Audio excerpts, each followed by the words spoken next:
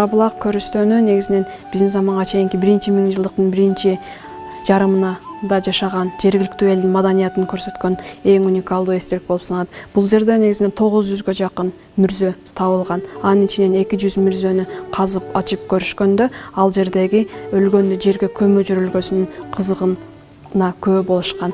Археологиялык казуу иштерин археолог Барузин жүргүзгөн. Ал жердеги кызыктыра турган нерсе, эгерде аял киши көз жумса, анда анын денеси менен кошо анын мүрзөсүнө аялга тиешелүү буюмдарды, зер буюмдарды, күзгү, сөйкө, шакек жана көп сандаган момундай ийиктерди дагы кошо коюшкан. Эгерде эркек киши көз жумса, анда анын мүрзөсүнө жебенин учтарын, жааны жана аялдын дагы эркектин дагы мүрзөсүнө көп сандаган чопо буюмдарды кошо көмүшкөн. Мындан сырткары ошол убактагы аялдардын мүрзөсүнөн Кытай жибегинин үлгүсү жана индиялык Будданын бийлеп жаткан сөлөкөтү түшүрүлгөн күзгүнү дагы табышкан. Бул дегени демек ал убактагы жергиликтүү эл ошол убакта башка тышкы дүйнө менен дагы Кытай, Индия сыяктуу мамлекеттер менен дагы соода саттык алакаларын жүргүзгөн деген божомолду айтууга болот.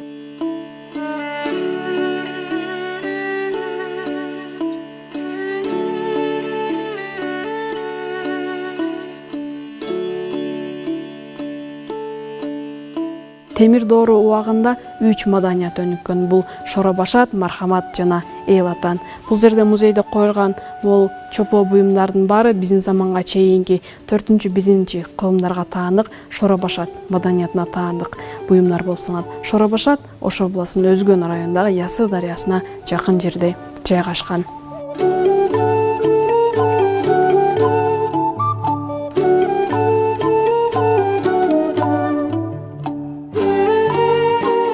Көрүп турганыңыздар бул тарыхый маанилүүлүгү жагынан маанилүү экинчи шаар бул Өзгөн шаары. Өзгөн шаары өзүнүн мунарасы жана күмбөзү менен белгилүү.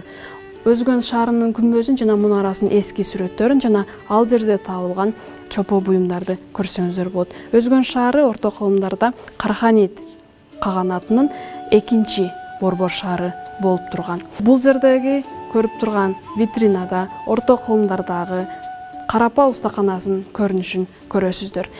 Карапа жасоо өнөрү бул бизде Фергана өрөөнүндө, анын ичинде Ош жергесинде дагы аябай жакшы өнүккөн.